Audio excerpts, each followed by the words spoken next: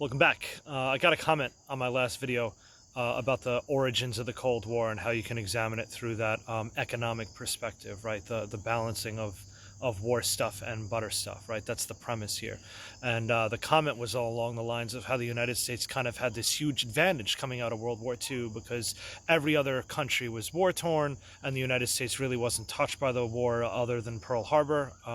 Obviously, and that helped with their economic productivity. So productivity is a relative term, and I completely agree with that statement. Right? Nothing what that person said is incorrect by any stretch of the imagination. And then after World War II, America's dealings with Europe and Marshall Aid, the Marshall Plan, whatever you want to refer to it as, really put this huge injection into the United States economy. And then later on with Eisenhower, with the creation of the military-industrial complex, America has always used that kind of post-World War II, the Cold War military tension to upstart its economy. So that's 100% a fact. But that's also not really what I was saying. I'm just trying to give you guys a perspective to examine the beginning of the Cold War and really a theme that carries all through the end of the Cold War.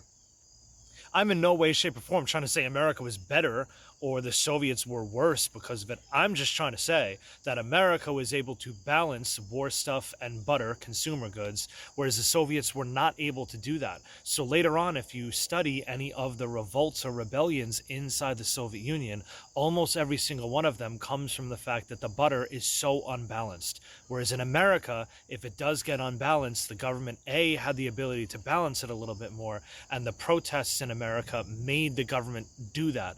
Whereas in the Soviet Union, the government really didn't have to listen because it was authoritarian. So again, if you're examining the start of the Cold War or you're examining a major theme that carries through the end of the Cold War, focus on the economics and was the government able to balance war stuff and butter.